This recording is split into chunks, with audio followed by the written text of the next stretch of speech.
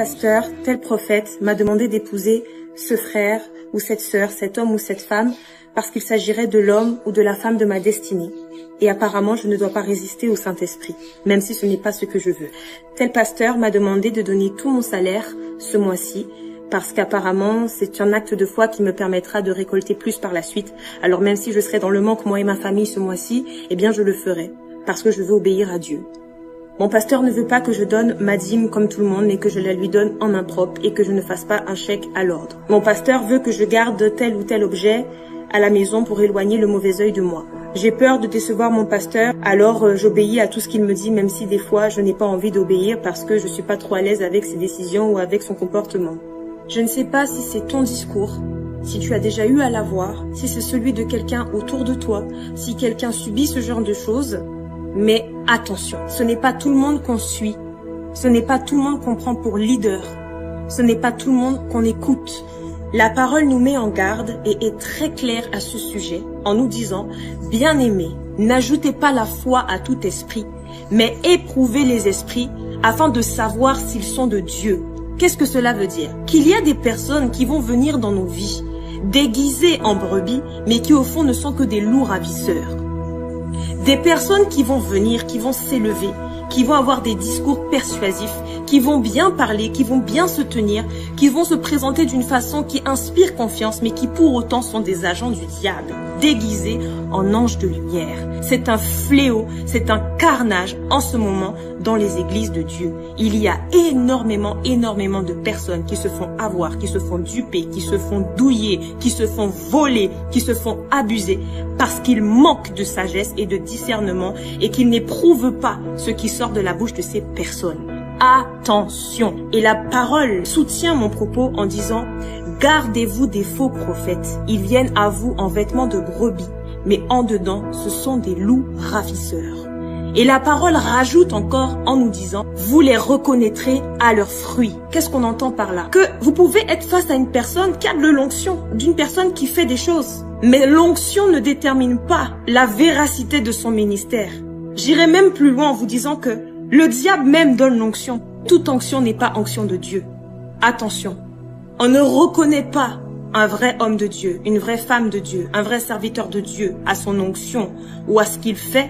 On reconnaît aux fruits qui sont portés. Combien d'âmes sont gagnées pour Jésus? Combien de personnes sont sauvées?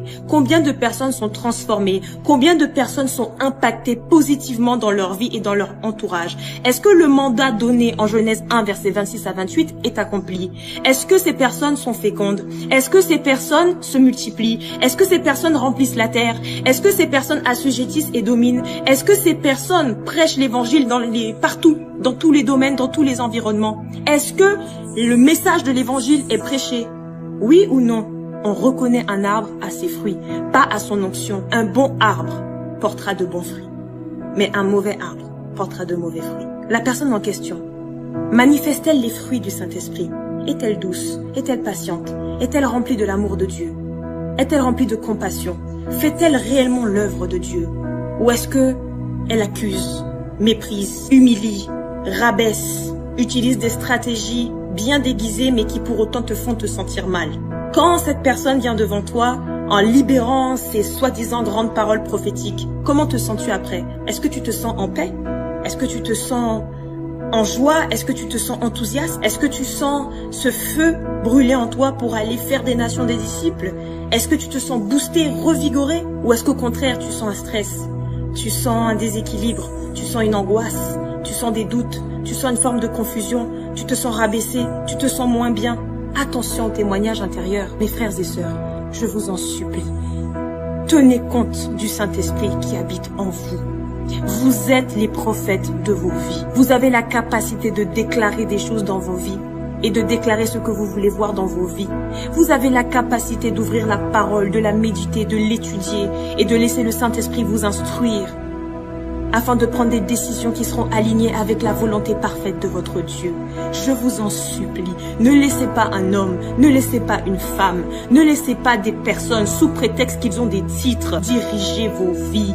Éprouvez les prophéties qui vous sont données, éprouvez les messages au travers de la parole. Hébreux 4, versets 12 à 13. Vous avez une arme redoutable entre vos mains qui s'appelle la parole de Dieu. Demandez au Saint-Esprit d'ouvrir vos yeux. Le témoignage intérieur vous confirmera ou vous réfutera que les propos qui sortent de la bouche de cette personne en face de vous sont de Dieu ou pas de Dieu. Un titre n'est pas une garantie de la validité du propos qui va sortir de la bouche de l'individu. Il ne faut pas avaler tout ce qu'on vous dit sans aller éprouver dans la prière, dans le jeûne s'il faut et dans la parole. Entretenez votre relation avec Jésus.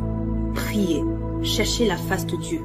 Ne laissez personne dicter votre vie à votre place, prendre des décisions à votre place. Éprouvez les situations à la lumière de la parole de Dieu. Cherchez Dieu. Et Dieu vous conduira toujours dans sa volonté et dans les bonnes directions et dans la bonne voie. Vous êtes capable de le faire. Vous êtes bénis, vous êtes appelés, vous êtes loin, vous êtes choisis, vous êtes aimés. Dieu a tout déployé pour que vous puissiez mener une vie extraordinaire sur cette terre. S'il vous plaît, ouvrez les yeux et restez concentrés. Que Dieu vous bénisse.